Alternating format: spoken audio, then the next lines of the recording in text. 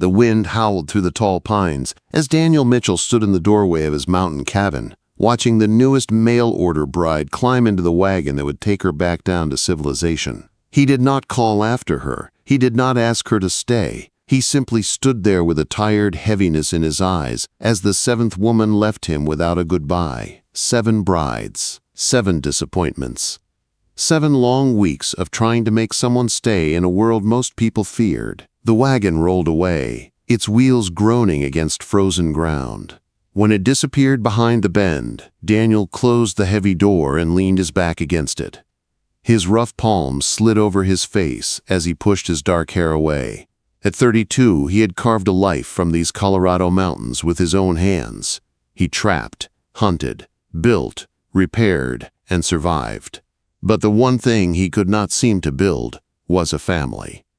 Every failed bride proved the same thing.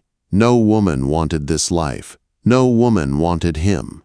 He had written to the marriage broker in Denver again and again. The man kept promising a better match each time. The next woman, he said, would understand hardship. The next woman would stay. Her name was Ruth Gutierrez, a seamstress from the East, 28 years old, practical, strong, and used to hard work. The broker said she was of a fuller figure, mentioning it as if that made her more likely to survive mountain life. Daniel did not care about her size. He only needed someone who would not run. As winter deepened, snow piled high against the walls of his cabin. Days grew shorter and colder. Nights felt longer than entire months. Daniel prepared for the new bride the same way he always did. He cleaned, stocked food, and told himself not to expect much. Hope was a dangerous luxury. 3 weeks passed after the letter arrived. The mountain paths grew icy. The weather turned sharp and mean. If Ruth did not reach him soon, she might not make it at all. When the supply wagon finally struggled up the mountain one bitter morning, Daniel felt something shift inside him. Not hope. Just awareness that this might be the last chance he would take. He had been splitting wood when he heard the wagon wheels creaking through the snow. He walked to the edge of his property as the wagon dragged itself forward like an exhausted animal. A large figure sat beside the driver, wrapped in thick wool from head to toe. This had to be her. Old Pete, the driver, slowed the horses with a grunt of relief. "Got your bride here," he called. "And Mitchell, this was the roughest run I have made. Weather is turning bad. Real bad." The woman climbed down carefully. She moved steady and sure, not clumsy or frightened.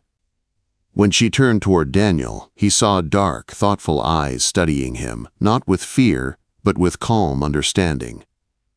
"Mr. Mitchell," she said, her voice level and warm. "I am Ruth Gutierrez. I have come as we arranged." Daniel nodded, suddenly unsure of himself. "Welcome to the mountain, ma'am. I hope the journey was not too hard." "I have endured worse," she said. She looked around at the snow-covered pines, the quiet valley, and the cabin he built log by log. "It is harsh, but it is also beautiful." When Pete left, Ruth did not watch the wagon go. She did not chase after it. She simply stood firm in the cold wind, waiting for Daniel to speak. "Come inside," he said. "You should not stay out in this weather." The cabin was warm and solid. Ruth ran her hand along the smooth wooden table. "You built all this?" Daniel nodded. "Took me 3 summers. It is good work," she said. "You know how to make things that last." Something inside Daniel loosened at her words. Ruth unpacked her things slowly that evening, examining the space that would become her home. The silence of the mountains settled around her, soft and deep. After years of crowded factories and loud machines, the quiet felt like a blessing. Daniel cooked venison stew and fresh bread. It was simple but filling. Ruth ate gratefully. "The bread is good," she said. "You bake it." "Had to learn," Daniel said, embarrassed. "No one else here to do it. I can bake, I can sew, I can preserve food. I will not be a burden." Daniel watched her with a look he had not given anyone in a long time. "It is not about earning your keep, it is about surviving up here." Their first week was calm and steady. Ruth rose early, kept the fire going, mended Daniel's clothes, and organized the pantry with skilled hands. She did not complain about the cold or isolation. She asked questions, listened carefully, and learned the rhythms of mountain life faster than any woman who had come before. When Daniel told her that the snow would trap them in for weeks come January, Ruth did not look frightened. "Then we must be prepared," she said simply. The word we stayed with Daniel long after. Ruth settled into the life with ease that surprised him. She did not fear the storms. She studied the weather, learned the animal tracks, and listened to the wild sounds of the night, like someone learning a new language. Daniel found himself explaining things he had never shared with anyone. By the third week, they were working side by side, splitting wood in the cold air. She swung the smaller axe with steady strength. "You are taking to this better than I expected," Daniel said. "I have always adapted," Ruth answered. "Survival depends on being useful."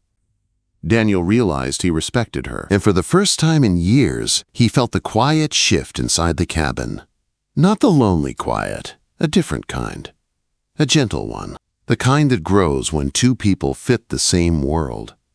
Winter was coming, and the mountain would test her soon. But Daniel Mitchell felt something he had not felt in a long time. A small but steady spark of hope. A heavy gray sky pressed down on the mountains when Daniel stepped outside the next morning. Snow was coming. He could smell it in the air and feel it in the cold bite of the wind. Ruth stood at the doorway wrapped in a thick shawl, watching him with steady eyes as he brought in the last load of firewood. The first real test would come soon. The mountain never let anyone stay without proving themselves. By noon, the storm had arrived. The wind roared through the pines like a living thing, shaking branches and sending snow flying sideways. Daniel checked the cabin walls again and again, making sure nothing would loosen under the storm's force. Ruth kept the fire strong and steady, her movements calm even as the windows rattled. The storm grew worse as night fell.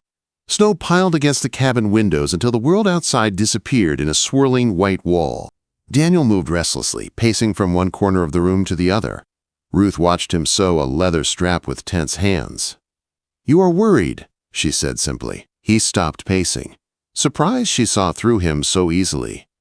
Most people never noticed when his mind tightened like this. "The north wall," he admitted. "It settled last spring. If the wind keeps up, the gap might widen." "Show me." Daniel grabbed a lantern and brought her to the corner. A thin draft slipped through a narrow line where two logs had separated. Snowflakes blew inside with every strong gust. Ruth examined it with sharp attention. "Do you have old cloth?"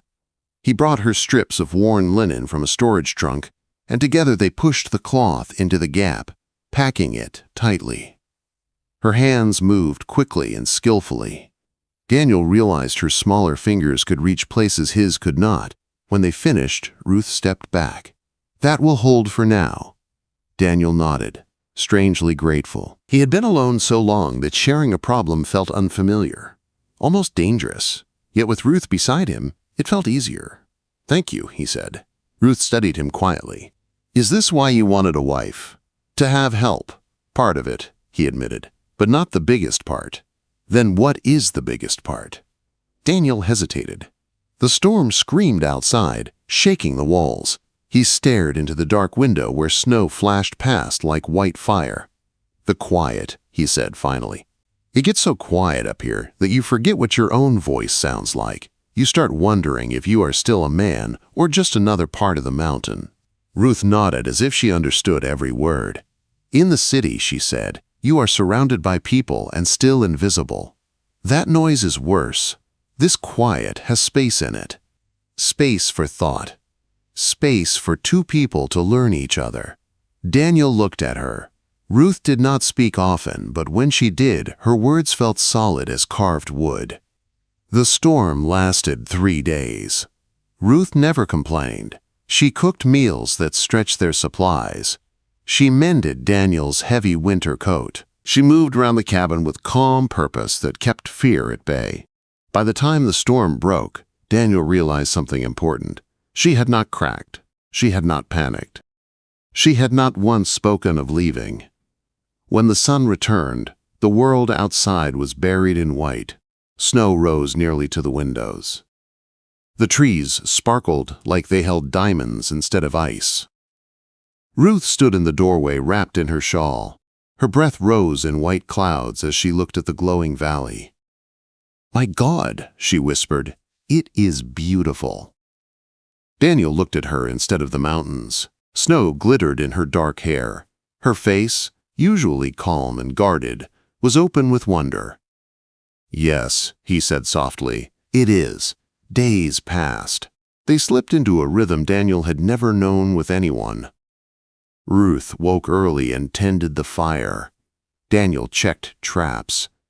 Ruth prepared breakfast and set clothes to dry. Daniel hauled water and repaired tools. Neither needed to speak often.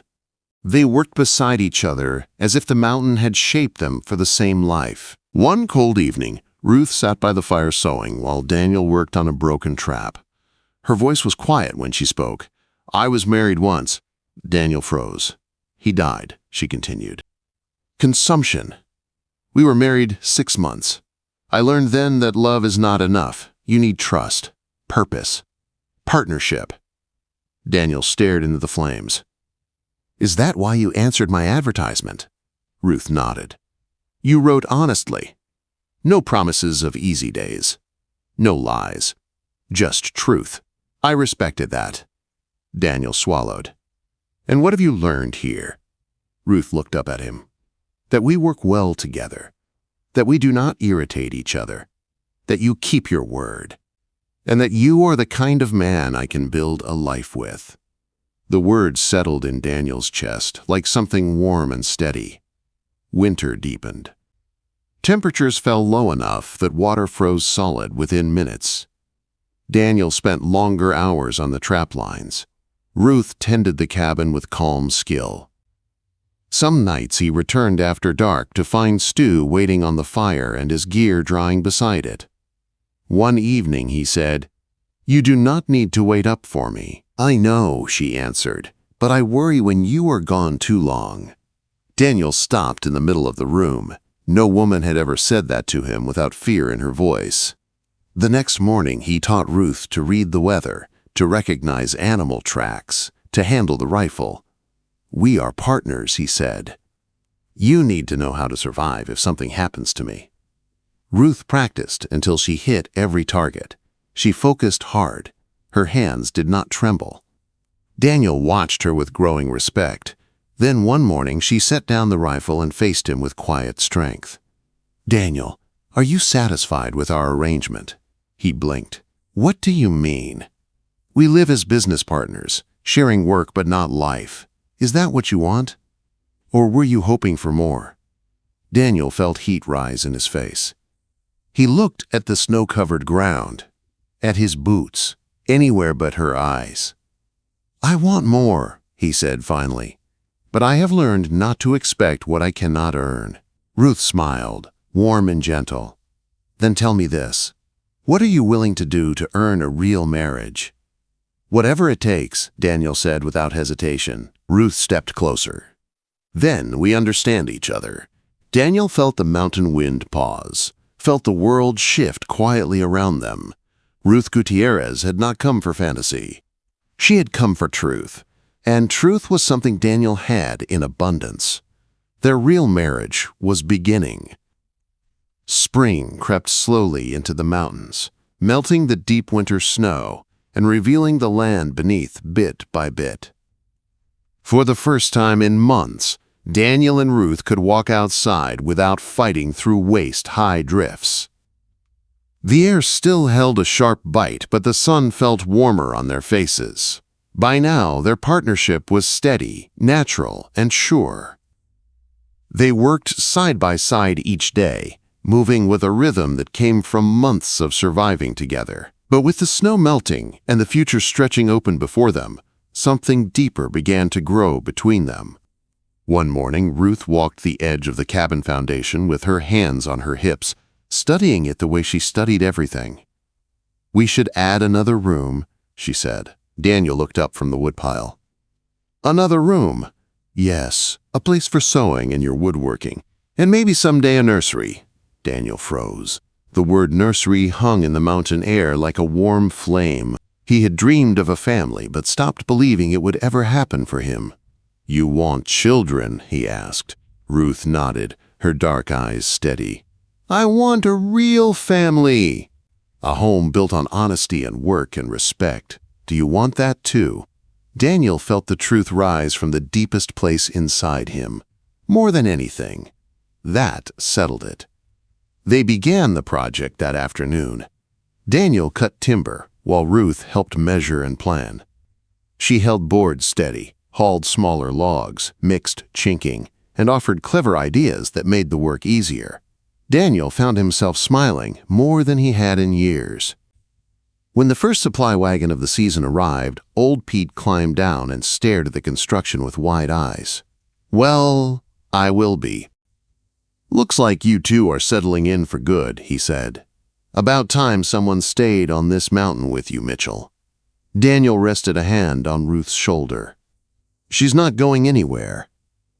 Ruth gave a firm nod. "We are building something real here." Pete chuckled and unloaded parcels. Among them was a letter from the marriage broker asking if Daniel still needed more candidates. Ruth read it and shook her head. "Tell him we are done," she said. "Tell him the right woman already came." Daniel mailed back, "No more candidates needed. Found the woman who stayed." That night, as they sat on the porch watching the sky turn gold, Daniel felt a peace he had never known. Ruth leaned against him, warm and solid. "Do you ever regret coming here?" he asked. "Never," she said. "This is where I belong." Summer brought long days of steady work. Ruth's garden grew strong under her careful hands. Daniel's trap lines ran smooth. They shared stories, shared plans, shared quiet evenings by the fire. Nothing felt forced. Nothing was uncertain. Their lives fit together like two pieces carved from the same rough wood. Visitors were rare, but one traveling preacher stayed for supper on his way through the mountain pass. He watched the way Daniel and Ruth moved around each other, passing tools, finishing each other's thoughts, working like two souls who had been together their whole lives. "You two have something rare," the preacher said, "something built on more than romance." Ruth smiled. "We built this on purpose, on work, on choice." Daniel nodded. Love grew after the foundation was strong. The preacher left the next morning, but his words stayed with them. "Do you think we love each other?" Ruth asked that night. Daniel looked at her across the firelight. "I think we built something stronger than most people ever find. And yes, I think it is love." Autumn brought colors sweeping across the mountains. Orange, gold, and deep red lined the hillsides as Daniel and Ruth prepared for their second winter together. Their movements were practiced now. Their plans were efficient. They knew exactly how to divide the work without speaking a word. One evening, as Ruth knitted by the fire, she said softly, "I have been thinking about the women who came before me. Why do you think they could not stay?" Daniel looked up from the harness he was repairing. "They wanted something that wasn't real. They wanted an easier life. A softer man. A prettier dream." Ruth nodded. "They came here, hoping to be saved, not hoping to work." "You came looking for truth," Daniel said, "and you stayed because you understood it." Ruth gave him a warm smile. Everything worked out exactly right. The first snow of the new winter fell softly outside the cabin that night. Daniel watched it gather on the window. The world felt peaceful, steady, strong. When spring returned, the biggest change of all arrived with it. Ruth was expecting their first child. Daniel stood in stunned joy when she told him. The cabin felt brighter, the mountains felt kinder, the world felt full in a way he had never known. "Are you scared?" he asked her as they stood on the porch one evening watching the sunset color the peaks. "A little," she admitted. "But not about us. We will raise our child with the values we live by each day. Hard work, honesty, respect. That is what matters." Daniel rested a hand on her shoulder. "We will raise them right." Through summer, as Ruth's belly grew, Daniel built the extra room they had planned. He carved a cradle by hand. He stocked supplies. He wrote down all the mountain knowledge he wanted to teach his children someday. Old Pete arrived with the supply wagon and laughed with joy when he saw Ruth. "Well now, looks like this mountain is finally getting a new generation." As the wagon rolled away, Ruth slipped her hand into Daniel's. "Do you think our child will love this place the way we do?" Daniel looked at the mountains that had shaped him, saved him, and now given him a family. "They will," he said, "because they will grow up learning its ways, and they will grow up knowing they were born from a true partnership." When the first snows of their third winter began to fall, Daniel and Ruth stood together at the cabin window, watching the world turn white again. This time there was no fear in the cold season ahead. Only peace, only excitement, only gratitude. The mountain man, who had been abandoned by 7 brides, had finally found the one woman who refused to leave, the one who stayed, the one who matched him, the one who built a life beside him with strength, honesty, and love. Together, they faced the winter as a family.